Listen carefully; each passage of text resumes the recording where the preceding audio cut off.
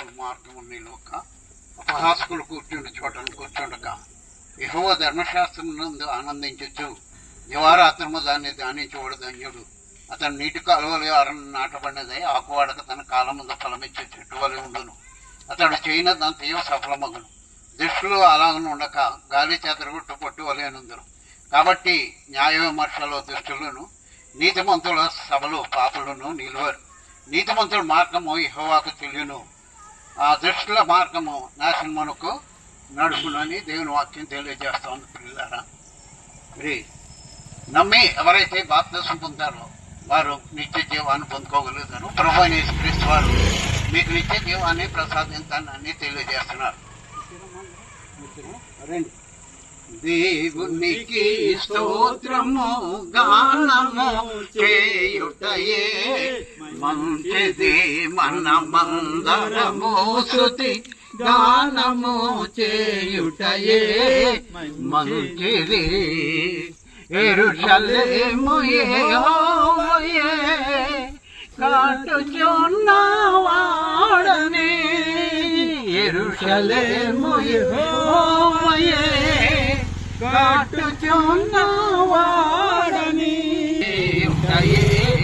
మంచిది, మనమందరము స్తుతి గానము చేయుటయే మంచిది. దేవుని వాక్యంలో తెలియజేస్తుంది, నమ్మి యేసుక్రీస్తులోనికి ఎవరైతే బాప్తిసం పొందారో వారు నిత్య జీవనకు వారసులు అవుతారని దేవుని లేఖనాలు తెలియజేస్తున్నారు. అదేమని చెప్తున్నది అంటాడు, ప్రభు అయిన యేసుక్రీస్తు వారు దేవుని కుమారుడని ఈ లోకంలోకి ఆయన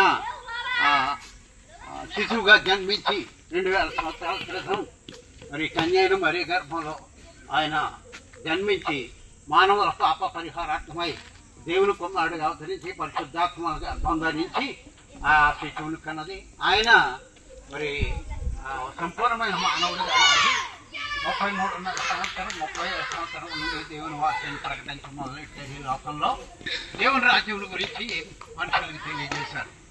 నమ్మి ఎవరైతే బాప్తిసం పొందుతారో వారు నిత్య జీవనకి కడతారని దేవుని వాక్యం తెలియజేస్తుంది.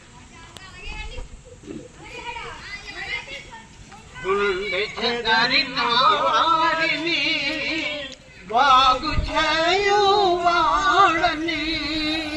గుండె చెదరిన వారిని బాగు చేయువాడని, వారి గాయములన్నీయో కాటుచున్నవాడని, దేవునికి స్తోత్రము గానము చేయుటయే మంచిది, మనమందరము స్తుతి గానము చేయుటయే మంచిది. ప్రభువు గొప్ప వాడను, అధిక సాక్షి సంపన్నుడు. ప్రభువు గొప్ప వాడను, అధిక సాక్షి సంపన్నుడు. జ్ఞానమునకు ఆయనే విధియులేని వాడని, దేవునికి స్తోత్రము గానము